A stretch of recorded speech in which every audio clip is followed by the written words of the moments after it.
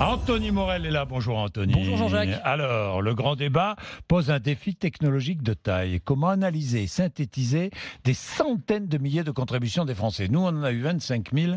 Je peux vous dire que... C'est du boulot quand même. C'est du boulot. On est d'accord. Alors là, avec des centaines de milliers, j'imagine. Enfin, l'État a plus de moyens que nous.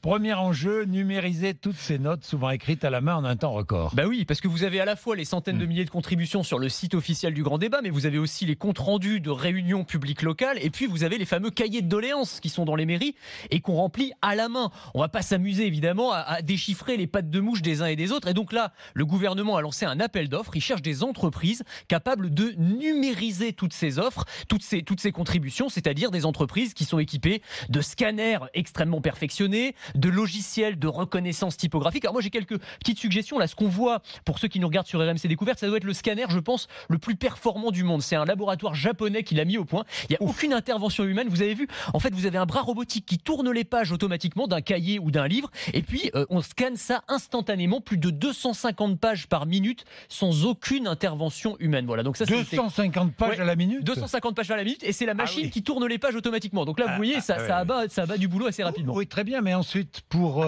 regarder, décortiquer toutes les contributions. Alors, vous avez raison, c'est encore plus important, c'est-à-dire synthétiser tout ça et aller chercher dans cet océan d'informations, faire remonter à la surface ce qui est le plus important, ce qui est le plus pertinent, ce qui revient le plus fréquemment. Et là, on va faire appel à l'intelligence artificielle. On va utiliser des algorithmes qui vont aller chercher de manière beaucoup plus efficace et beaucoup plus rapide que n'importe quel humain, quelles sont les occurrences les plus fréquentes, quels sont les éléments les plus importants pour les faire remonter, pour qu'ils soient lisibles et exploitables par des êtres humains. Voilà. Et en un temps record. Autre objectif, permettre à tous les Français d'avoir accès à ces contributions sous forme lisible. C'est ça. Alors ça, c'est la restitution. Là aussi, c'est-à-dire qu'il faut que ce soit en accès libre déjà. Donc c'est sur un site qui s'appelle data.gouv.fr. Toutes les contributions vont être mises en ligne.